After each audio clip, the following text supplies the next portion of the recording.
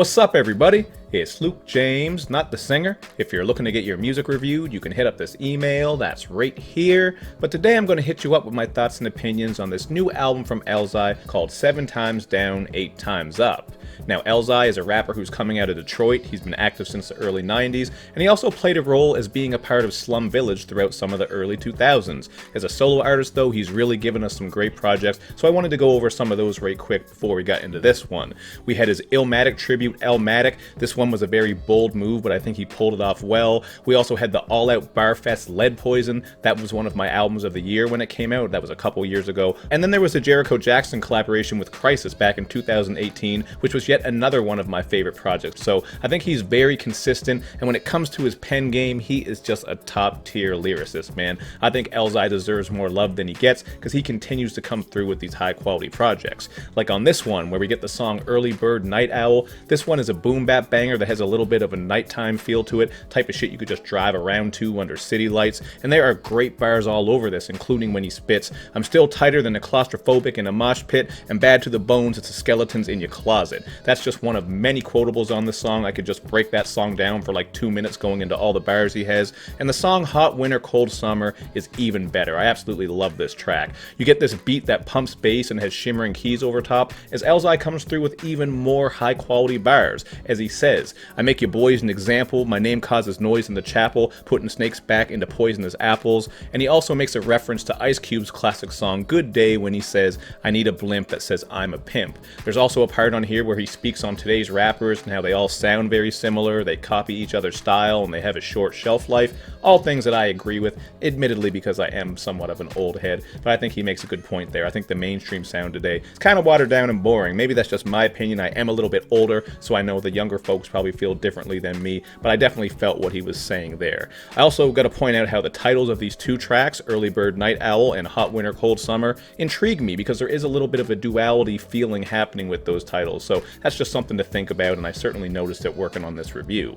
Now, another standout, and this is one that I've seen a lot of people say they love, is Light One, Right One. This has gorgeous, soulful production on it, and of course, it has more great lines. That's basically the theme of this album, man. It's just Elzhi rapping his ass off and giving you plenty of dope bars. Like on this song, Light One, Right One, where he says, "I'm so rare when I jot it that I compare my lines to the ones that you shave from a narcotic." And I also appreciate how he makes references to Self-Destruction by the Stop the Violence movement, and We're All in the Same Gang by the West Coast All-Stars at the end of that first verse. These are some old tracks from back in the day where they were really trying to bring everyone together and stop violence within the community. And as you listen through this album, if you're an older person like me, it just sounds weird to say, I'm not that old, but you know, I'm a little bit older in the realm of hip-hop when it comes to discussing these things. If you're closer to my age, I think you're going to pick up on a lot of old school references to 80s hip-hop and 90s hip-hop, some of which I have spoken on so far, and I will have some more examples as we go through. But like I said at the start, man, Elzhi has long been considered a top-tier spitter to me, and he shows that on here in many ways, not just with the bars, but also with his intricate and unique rhyme flows and schemes. Like on the song Smoke and Mirrors, he does work a style that's a bit off kilter here. It took me a couple listens to really get into it, but it is very creative, and I like the pocket that he's in on this beat. He's just riding it kind of differently.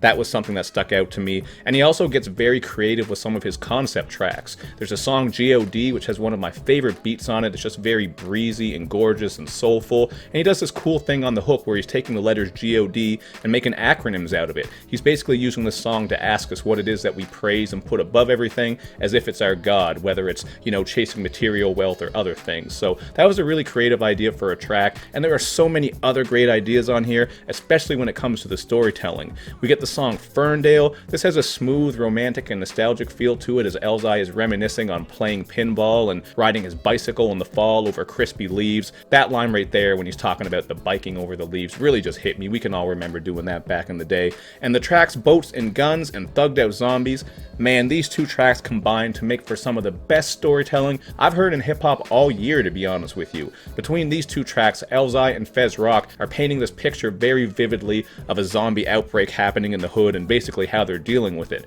Really dope tracks, easily two of my favorites on this album and of the year, and I appreciate when Elzhi says that he shot one of these zombies and left them like a fucking newborn baby, God. which is a reference to Wu-Tang Clan's 36 Chamber album, where on the song 7th Chamber we have Ghostface Killah saying that same line as he's retelling the story about how one of his boys was shot. So that's just another reference to old school hip hop that you're going to pick up on here to go along with some of the ones I mentioned and other ones that I didn't get to. So really appreciate how he's bringing that type of shit on here. And if you want some more horror themed stuff, the song Jason has all kinds of references to Jason Voorhees in the Friday the 13th movies. Thought this was incredibly dope. He has one line where he says, "Yeah, you heard of Jason, the kid who had a rocky past, 1,000 deaths and woke up in a hockey mask." Although to be perfectly clear with you, as a horror aficionado and someone who loves the Friday the 13th series, I gotta make it clear that Jason actually got his mask from Shelley Finkelstein. I believe Finkelstein was his last name. He was a dorky guy in Friday the 13th Part 3. He killed him, took the mask from him. It was a Detroit Red Wings hockey mask.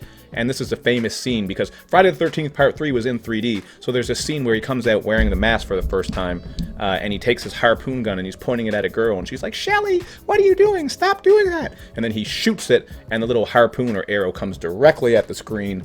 I believe with an eyeball or something like that. It looks like it's coming right at you. I got way off track here, but you know what? I had to throw it in there, and anyone who loves the Friday the 13th movies will appreciate it. If not, I apologize for wasting your damn time. But all in all, man, I absolutely love this album. I'm going to go with an 8.5 out of 10. There's nothing really glaring here that I absolutely hate or think is bad, but I also wouldn't say it's an all-out game changer or anything like that. Not that it has to be, because it's a really high-quality, traditional hip-hop album with great production and plenty of awesome lyrics. If I had to pick a least favorite song, though, I'd go with Potential. I just wasn't a big fan of the sing-songing that he's doing on there, although to be fair, he says at the start that he just felt like trying something new. And yeah, man, that was the only song that I don't absolutely love, but even still, it's not trash. To wrap up some of the other songs, though, that we didn't talk about, we have the Foolish intro. This is just some humor to kick the album off, and throughout this album, you do get a couple of interludes pasted onto tracks here and there. And there's also the song Masterclass, which is probably the grimiest cut on the album. This beat really has a twangy, somewhat Griselda-like feel to it, in my opinion. It just felt like something that Benny the Butcher would have fit perfectly. And I also like the reference to Joe Pesci's character from Casino on this song when he's talking about stabbing somebody in the neck, because Casino is one of my all-time favorite movies, so I can certainly appreciate that. Dope album. Shout out to JR Swiftz who did the production on this. I believe he did every beat. He absolutely snapped on here. So yeah, man, check this project out for yourself. If you're a fan of Elzhi, I really think you're going to love it. I just think I like Lead Poison a little bit more, and maybe even Jericho Jackson. Jericho Jackson is pretty close with this one, I would say, but either way, they're all great projects to go along with everything else he's done, including Elmatic, some of that Slum Village stuff too. So that's my feelings on this album and some of Elzhi's other stuff. Hit me up below with your thoughts and opinions, and of course, make sure you do that good YouTube and social media stuff where you show me love and you show me lots of it. Thank you for watching, everybody. I will see you next time.